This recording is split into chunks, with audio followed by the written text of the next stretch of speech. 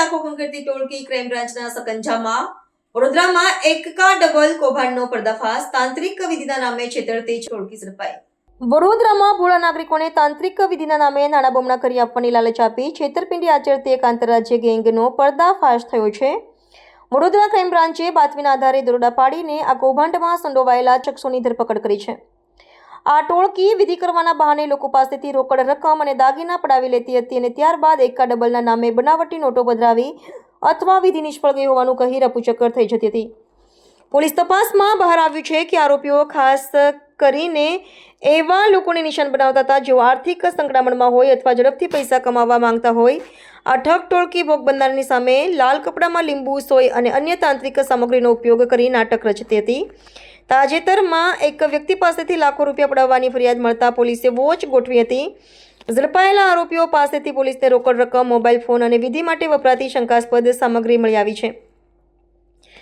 આ ઘટના બાદ પોલીસે નાગરિકોને અંધશ્રદ્ધાથી દૂર રહેવા અને આવી લોભામણી લાલચમાં ન ફસાવવા અપીલ કરી છે। પોલીસ કમિશનરે જણાવ્યું હતું કે આરોપીઓની પૂછપરછ દરમિયાન રાજકીય અને રાજ્ય બહારના અન્ય કેટલાક લોકો આ ટોળકીનો શિકાર બન્યા છે તેની વિગતો બહાર આવવાની શક્યતા છે। હાલ તમામ આરોપીઓ સામે છેતરપિંડી અને અંધશ્રદ્ધા ફેલાવવા અંગેનો ગુનો નોંધી કાયદેસરની કાર્યવાહી હાથ ધરવામાં આવી છે।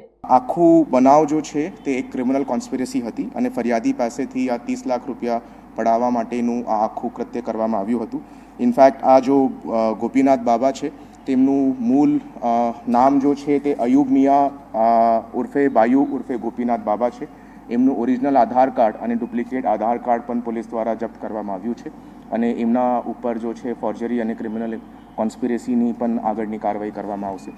ટોટલ 8 પૈકી 7 આરોપીઓ પોલીસ દ્વારા આ કેસની અંદર અરેસ્ટ થયા છે, જેની અંદર વડોદરા ગ્રામ્ય જિલ્લાનું એએસઆઈ કંચનભાઈ રાઠવાની પણ પોલીસ દ્વારા ધરપકડ કરવામાં આવી છે અને પ્રોસિજર પ્રમાણે એમના દ્વારા સસ્પેન્ડ પણ કરવામાં આવ્યું છે।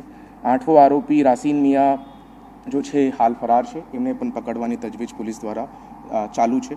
ટોટલ મુદ્દામાલમાં ગયેલ 30 લાખ રૂપિયા પૈકી તમામ 100% રિકવરી શિનોર પોલીસ દ્વારા આ કેસની અંદર કરવામાં આવી છે।